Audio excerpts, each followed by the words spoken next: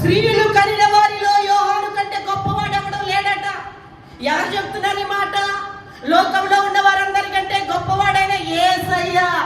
అందరికంటే అన్నిటికంటే గొప్పవాడైన యేసు క్రీస్తుకి మించిన వాడు ఎవడో లేడు. ఆ గొప్పవాడే ఏమంటున్నాడు? తోటి వ్యక్తిని ఏమంటున్నాడు? స్త్రీలు కనిన వారిలో యోహాను కంటే గొప్పవాడు లేడని చెప్తా ఉన్నాడు. దేవునికి స్తోత్రం, హల్లెలూయా. మళ్ళీ యోహాను ఏమంటున్నాడు? నాకంటే ఎవరు బలవంతులు కారని చెప్తున్నాడా? కాదండి.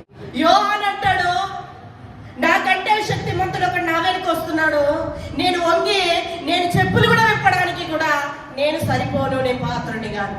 యేసు ప్రభు అంటున్నాడు, స్త్రీలు కనిన వారిలో యోహాను కంటే గొప్పవాడు ఎవడు లేడంటున్నాడు. వాళ్ళు చూపించడం కంటే యేసు ప్రభునే చూపిస్తున్నాడు.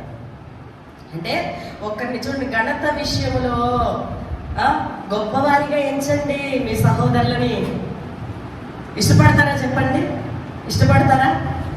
వాళ్ళ మీద అభిషేకం లేదు, వాళ్ళ మీద దురాత్మలు ఉన్నాయి, వీళ్ళు సాతాను పట్టింది, వీళ్ళు మూకలు వాళ్ళు గాకలు అనుకుంటూ వాళ్ళందరూ కలిసి నరకల్లో పడిపోతారు. ఏ ఆశీర్వాదాలు నోటి వింటారు.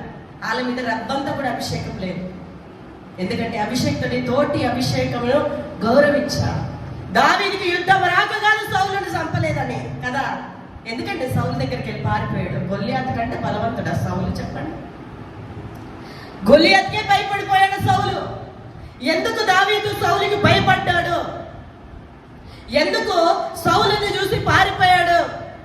ఎందుకు సౌలు చేతి వరకు చిక్కినా కానీ ఆయన ఎందుకు పక్కకు తొలగిపోయాడు? ఆయన ఉన్నట్టుగా అక్కడ ఒక సూచన చూపించాడు, అక్కడి నుంచి పక్కకి వెళ్ళాడు.